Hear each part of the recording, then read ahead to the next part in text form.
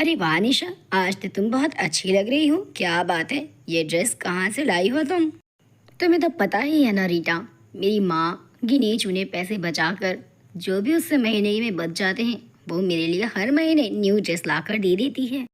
क्या ही करेगी तो, अब तो कुंवारेपन में भी यही ज़िंदगी जी रही है, तो जाहिर सी बात है कि शादी के बाद भी तुझे कुछ गरीब सा ही परिवार मिलने वाला है।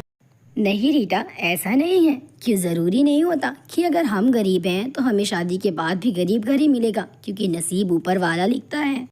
अरे जा जा, मुझे मत बता, मैंने दुनिया देखी है। तुम जैसे गरीबों से कौन ही भला अमीर होगा जो शादी कर अपने घर लाना चाहेगा। रीटा इसी तरह से आए दिन निशा को इंसल्ट करती, क्योंकि निशा पढ़ाई में बहुत तेज थी। इस कारण रीटा उससे नफरत करती थी। लेकिन निशा रीटा से बिल्कुल भी नफरत नहीं किया करती थी। निशा तो रीटा को दिल से मानती थी, लेकिन रीटा के दिल में उसके लिए इतनी नफरत है, ये बात को निशा समझ नहीं सकी, क्योंकि निशा बहुत ही साफ दिल की थी। इसी तरह से हमेशा दोनों कॉलेज के बाहर ऐसे ही बातें किया करती थी। एक दिन अचानक रीटा कॉलेज नहीं आती है। अरे आज रीटा नजर नहीं आ रही है कहीं, ऐसा क्या हो गया जो वो कॉलेज नहीं आई। इस तरह पूरे हफ्ते निकल जाते हैं, रीटा कॉलेज नहीं आती है। रीटा दिल की कितनी अच्छी थी, वो इतने दिनों से कॉलेज नहीं आ रही है। मुझे पता करना चाहिए कि आखिर बात क्या है, कहीं वो कोई परेशानी में तो नहीं है। निशा ने लोगों से पता किया तो मालूम हुआ कि रीटा की तो हाल ही में शादी हो गई। इतनी अचानक से शादी, ऐसी क्या बात थी? कहीं कोई परेशानी तो नहीं थी रीटा को? निशा ने कई लोगों से रीटा के बारे में इंक्वायरी की, लेकिन कहीं से रीटा के बारे में कुछ मालूम नहीं हुआ। निशा घर वापस आ जाती है, तभी एक अमीर घराने से निशा के लिए रिश्ता आ जाता है, जिस रिश्ते के बारे में सुनकर निशा के माँ के पैरों तले जमीन निकल जाती है, क्योंकि ये लोग जो रिश्ता लेकर निशा के लिए आए थे वो लोग करोड़पति थे। इसीलिए निशा की माँ के होश उड़े होते हैं कि इतने अमीर घर का रिश्ता आखिर उसकी बेटी के लिए आया कैसे। लेकिन बहन जी, रिश्ता बराबरी वालों से किया जाता है, और कहाँ आप, कहाँ हम गरीब। अरे बहन जी, ये सारी बातें पुरानी हैं, अब तो बस दिल से दिल मिलना चाहिए। रिश्ता करने के लिए दिल मिलना ज़रूरी होता है, ना कि पैसा। और आज ही मेरी बेटे ने आपकी बेटी को पहली नज़र में ही अपना दिल दे दिया है, इस कारण शादी कर देना बेहतर है। मैं अपनी बेटी की कोई ख्वाहिश को मार नहीं सकती।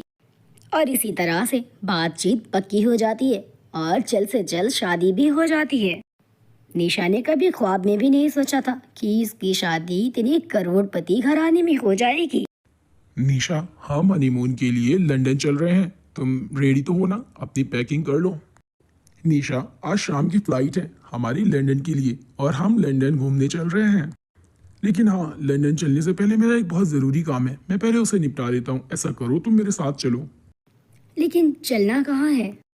अरे वो मुकेश अंकल का परिवार है ना, उन्हें पापा अपने टाइम से पैसे देते आए हैं। हालांकि उनका घर पापा के टाइम से पापा ही चलाते आए हैं, और पापा के गुजर जाने के बाद उनका काम मैं करता हूँ। तो बस वही उन्हें देखने जाना था कि कहीं उनके खर्चे में कोई कमी तो नहीं आ रही है, क्योंकि पापा कभी नहीं चाहते थे कि उन्हें किसी भी तरह की परेशानी आए। कितने नेक सोच वाले मेरे पति हैं। पति के घर वाले भी बहुत अच्छे लोग हैं, मेरी तो नसीब बहुत अच्छी है। निशा वहाँ पहुँचकर रीटा को देखती है। उसके तो होश उड़ ही जाते हैं कि रीटा यहाँ पर क्या कर रही है। निशा, तुम और शहर के इतने माने जाने करोड़पति आदमी के साथ?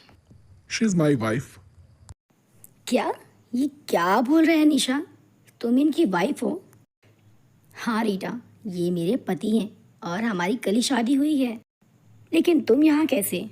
क्या बताऊँ, मैं इनसे प्यार करती थी। पापा को ये बात पता चलते ही पापा ने मुझे गुस्से में इनके साथ ही भेज दिया, बस हमारी शादी हो गई।